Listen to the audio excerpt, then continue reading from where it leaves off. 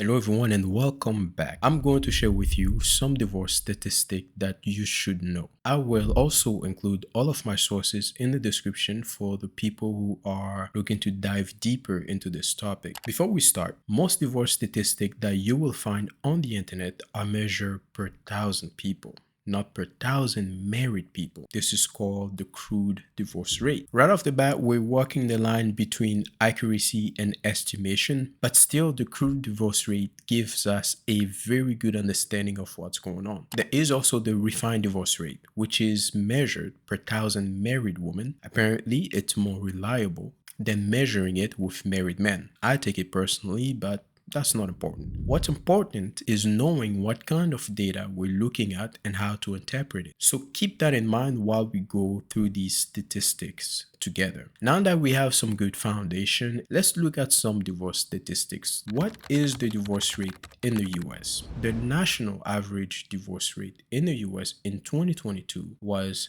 2.4 per 1,000 people. This is from divorce.com, which got its data from the CDC. One thing that I need to mention is that this data excludes California, Hawaii, Indiana, Minnesota, and New Mexico. No reason was provided as to why these states were excluded from the 2022 national divorce rate data. In this article, they also make an interesting claim. They mention that the divorce rate being 50% for the first marriage, 65% for the second marriage, and 73% for the third marriage is a myth and is not based on any verifiable data. What's more shocking is that their origin is untraceable. I can personally support that claim because the only place where I found these percentages were blog posts that did not point me to where they got their numbers from. It's just a bunch of blogs and websites copying each other. No surveys, no research can back these claims at all. The most embarrassing case of this that I found was this article from HuffPost.com. The claim was that 60% of second marriages end in divorce. But this is what their sources for that claim says. It's been reported here and in other places that 60% of second marriages and 73% of third marriages end in divorce. This was said to be based on a US Bureau of Census report from 2006. However,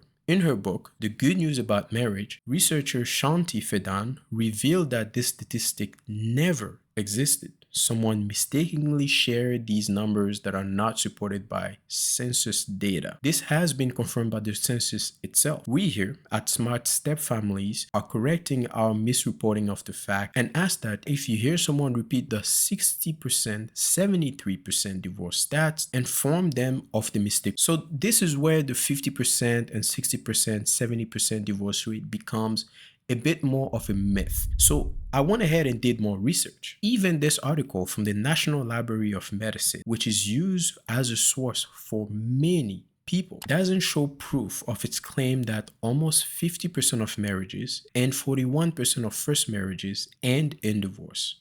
No graph, no table, no chart, no reference, or even a source. So anyone who uses this data to make an argument that 50% of marriages end in divorce is unfortunately wrong, unless they can provide a verifiable and credible source. It's funny because I've seen many divorce lawyers and red pill content creators use this data. So let's look at some statistics. So in terms of divorce rates, divorce rates, when people say 73% or in the 70s, yes, third marriages, if you're married 3 times, third time is not a charm. 73% divorce rate for third marriages, 67% divorce rate for second marriages, 52% divorce rate for first marriages. Stop the cap. Stop the cap right now. Stop the cap. Now, this is the statistics as of 2021 because it takes the year for them to compile the statistics. So in 2023, you get the numbers that reflected the year of 2021, not 2022. So when you average it out, that's where you get this number of 56% marriages end in divorce.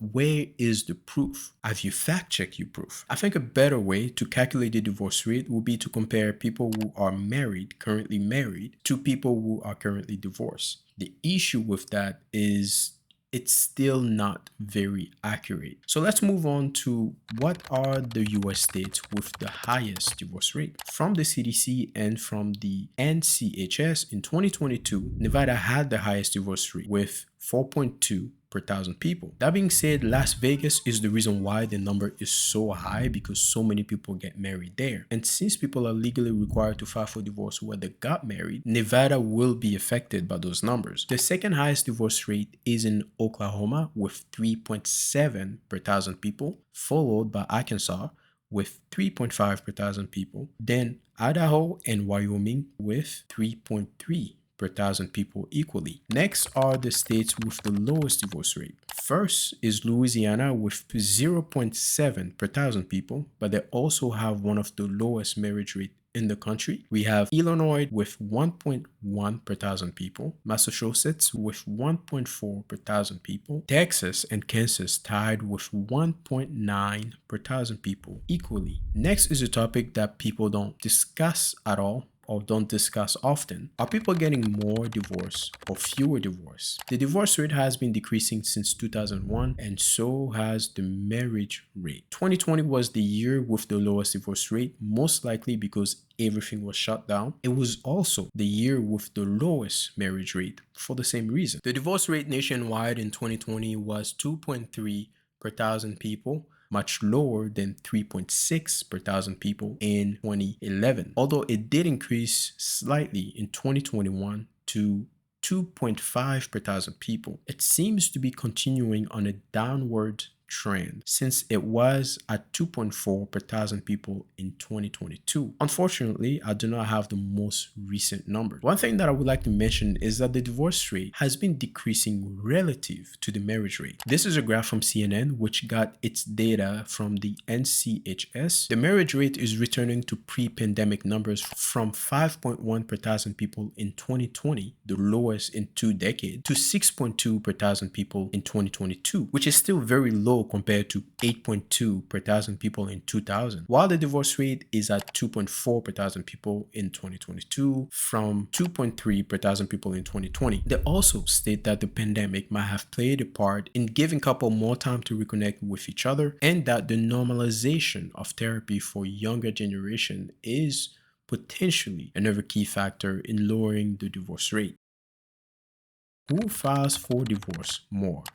It's been proven by this study in 2015 that women file for divorce 69% of the time, while men do so 31% of the time. I need to add that the study was conducted with a sample pool of only 2,262 adults between the age of 19 to 94, and they were all opposite sex partners. The study started in 2009, and by 2015, 371 of them had broken up or gotten divorced. This study also concluded that women initiating most of the divorces does not translate to women breaking up non-marital relationships at the same rate. In fact, they state that men and women initiate breakups equally. Since I did not find the study enough of a proof that women initiate divorce more than men, I decided to look elsewhere for supporting or conflicting data. But everything that I found used this study as a source. This shows how poor our options are when it comes to data on many topics related to marriage and divorce. By the way, I already made a video on this topic of why women initiate divorce more, so you can go and watch it later if you're interested.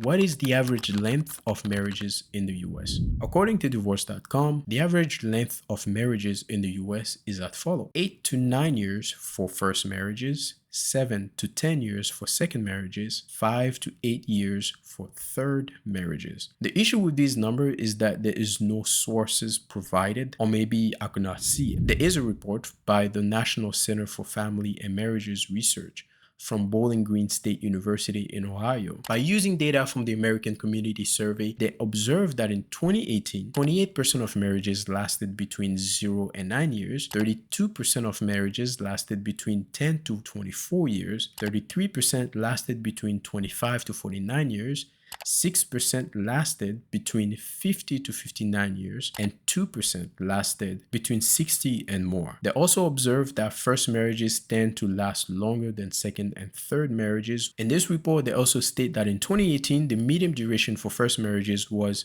21 years. So half of first marriages lasted at least 21 years. The median for second marriages was 17 years and 13 years for third marriages. I have to admit that this report paints a more optimistic picture of marriages, so I'm inclined to be a bit more skeptical.